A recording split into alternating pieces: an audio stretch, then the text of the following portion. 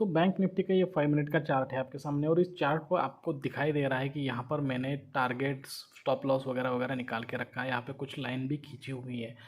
तो ठीक है, तो ये एक एनालिसिस था मेरा सुबह के वक्त जो गलत साबित हुआ और जिसकी वजह से मेरा स्टॉप लॉस भी हंट हुआ। और यहाँ पे स्टॉप लॉस हंट होने के बाद लगभग मुझे यहाँ पे कई ज़्यादा यहाँ मतलब 100 पॉइंट का लॉस भी हुआ। ठीक है, ये मतलब इतना बड़ा गैप था। यहाँ पर अगर 100 होता और टारगेट अगर अचीव होता तो यहाँ पर 200-300 पॉइंट यहाँ पर मिल सकते थे, लेकिन ये एनालिसिस ही गलत था। मुझे पूरी तरीके से स्टडी करके नहीं लिया था और यूफोरिया हुआ था। ठीक है, मार्केट जैसे ही शुरू हुआ तो अपने हाथ से कहीं चांस निकल ना जाए, इस बात का जो घोस्ट है, भूत है, मेरे दिमाग पे सवार हुआ तो और यहाँ पर मैंने लिया।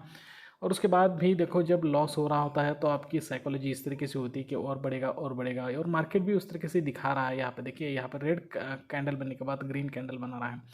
तो इतना सब कुछ होने के बाद मुझे ऐसा लगा था, और इसका एक्चुअली इसका बेस ये था कि कल जो मार्केट ने यहाँ पे जो हैमर बनाया था, ठीक है, ये हैमर, उसके नीचे ये स्टॉप लॉस मैंने लगाया है। ठीक है, और इसके ऊपर हमारी एंट्री भी हो रही है। इस हिसाब से मैंने यहाँ पे एंट्री ली थी, लेकिन वो सब कुछ गलत हो गया और यहाँ से यहाँ तक मार्केट नीचे आया और मेरी गलती की वजह से यहाँ पे आज मुझे अच्छा खासा लॉस हुआ। लेकिन उसके बाद जब मार्केट ऊपर चली गई, ठीक है, अब यहाँ पर मैं यह ड्राइंग निकाल देता हूँ, लेकिन इसके बाद जब मार्केट यहाँ तक ऊपर तक चली गई, ठीक है, एक्चुअली मेरी एंट्री होनी चाहिए थी यहाँ पे। देखो यहाँ पे जो हमारा जो सेटअप है, देखो अब यहाँ पे हमें सीखने को क्या मिल रहा है कि सेटअप जब तक नहीं बनता है उस दिन का, तब तक आपको एंट्री नहीं लेना है। पहली सीख, सेटअप जब तक नहीं बनता है तब तक आपको एंट्री नहीं मिलनी है। ठीक है, और हमें सेटअप जो मिलता है दोस्तों, वो लगभग दोपहर के परफेक्टली आपको जो अगर प्रॉफिट करना है 11 बजे, 11:30 बजे के बाद,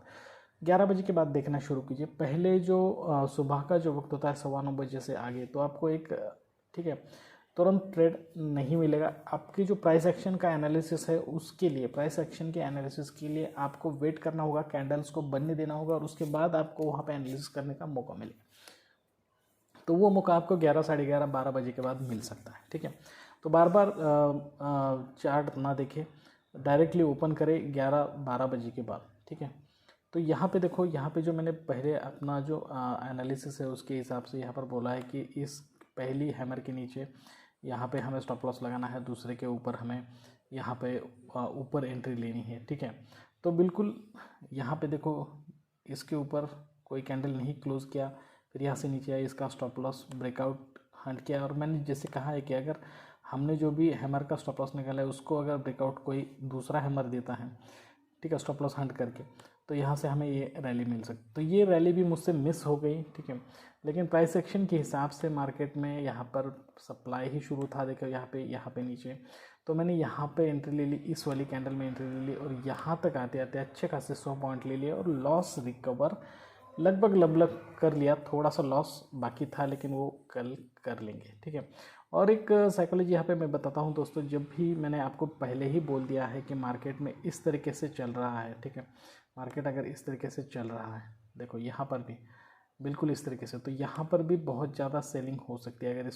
अगर मार्केट कंटिन्यू रहता तो और भी सेलिंग होती, और अगर सेलिंग कंटिन्यू होता और मार्केट में अगर हमारे लिए वक्त होता और भी 1-2 घंटे, तो यहाँ पर हमारा पूरा का पूरा लॉस रिकवर हो जाता। लेकिन मार्केट क्लोज हुआ और 3:20 में मैंने कुछ लॉस पे अपना पोजीशन स्क्वायर अप कर दिया। कोई दिक्कत नहीं है, लॉस होना भी बहुत ज़रूरी होता है दोस्तों। अगर लॉस नहीं होगा तो ठीक है, तो आप सीखेंगे कैसे? तो धीरे धीरे देखो, मैं भी एक सीखने की प्रोसेस में हूँ, जो मुझे अच्छा लगता है मैं आपको बताता हूँ। ठीक है, तो अब मैंने ये डिसाइड कर लिया है कि सुबह के वक्त मैं ट्रेडिंग नहीं करूँगा। बिल्कुल अच्छी तरह से प्राइस एक्शन बनने के बाद 11-12 बजे के बाद ही एक अच्छी खासी अगर कोई सिचुएशन हमें दिखाई देती है, उसके बाद ही हम उसमें ट्रेडिंग करने वाले हैं। ठीक है दोस्तों, तो देखो यहाँ पर मेरा जो एनालिसिस बिल्कुल यहाँ पर सटीक हुआ। आपको यहाँ पे सब कुछ मैं डिटेल में समझा, तो यहाँ पर पहले तो सब यहाँ से निकाल देंगे ये ड्राइंग्स। ठीक है, और यहाँ पर अब हम 15 मिनट में चलेंगे और देखेंगे कि कल के लिए हमें किस तरीके से ट्रेड लेना चाहिए।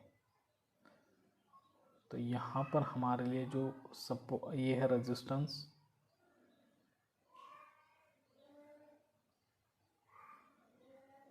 और ये बना है सपोर्ट। ठीक है, सपोर्ट इसे क्यों लिया है, क्योंकि कल का भी यहाँ पर कैंडल्स बन चुके हैं, कल के और आज के, ठीक है। तो ये सपोर्ट और रेजिस्टेंस, तो आज यहाँ पे सपोर्ट को ब्रेक कर दिया है।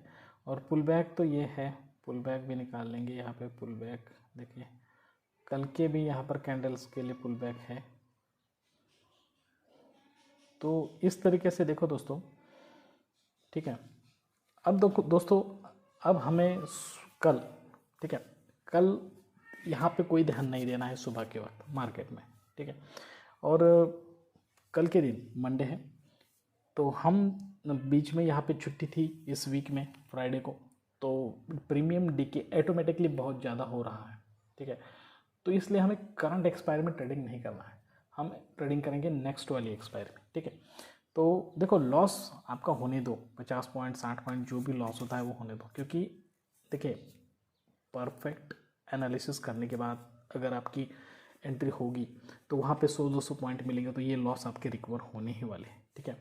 तो अब हमने जो अपना स्ट्रेटजी बनाया था कि जिसमें हमें स्टॉप लॉस लेना ही लेना है, लॉस हुआ इसका मतलब ये नहीं हुआ है कि मेरी गलती, ठीक है, एनालिसिस गलत हुआ लेकिन मैं निकला तो स्टॉप लॉस पे हूँ, ठीक है। एनालिसिस गलत हुआ लेकिन हमारे हिसाब से, हमारे रूल से मैं निकला हूँ स्टॉप लॉस पे, ठीक है।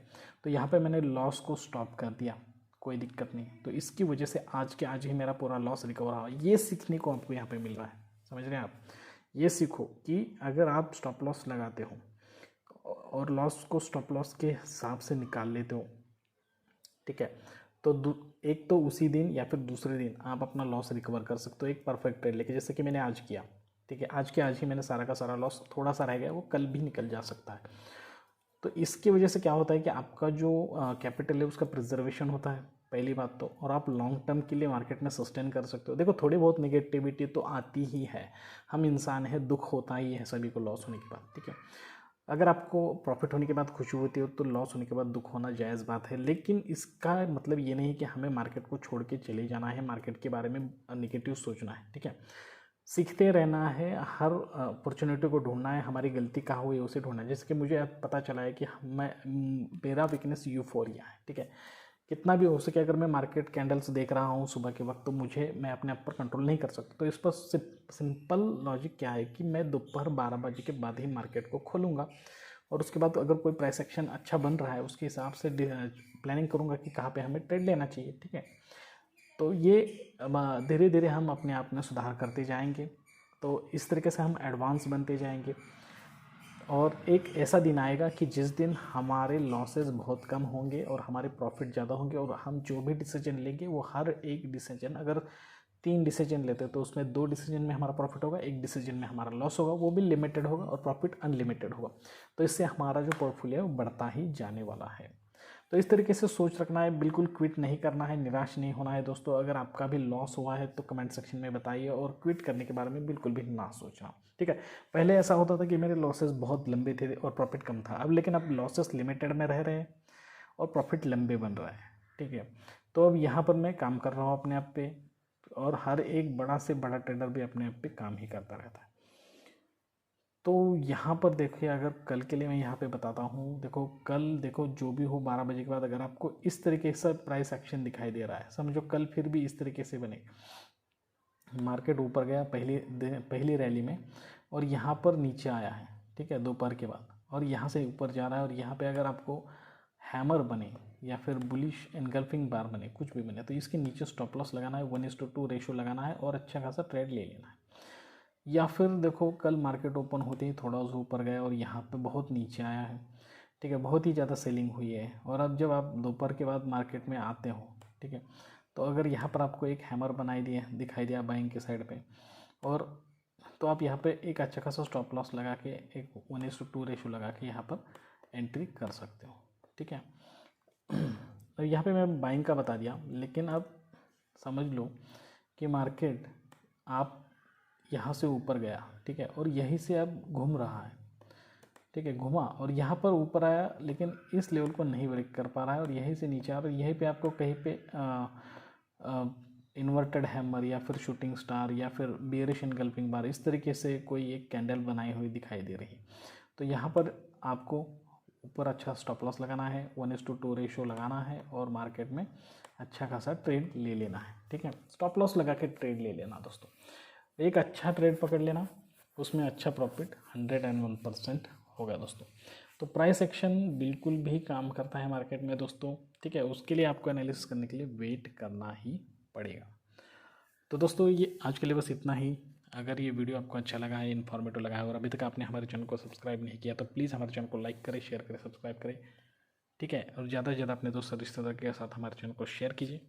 इस तरीके के अच्छे और इन्फॉर्मेटिव वीडियो के साथ आप सभी से जल्दी मुलाकात होगी। तब तक के लिए दीजिए इजाज़त। Thank you very much. Bye bye दोस्तों।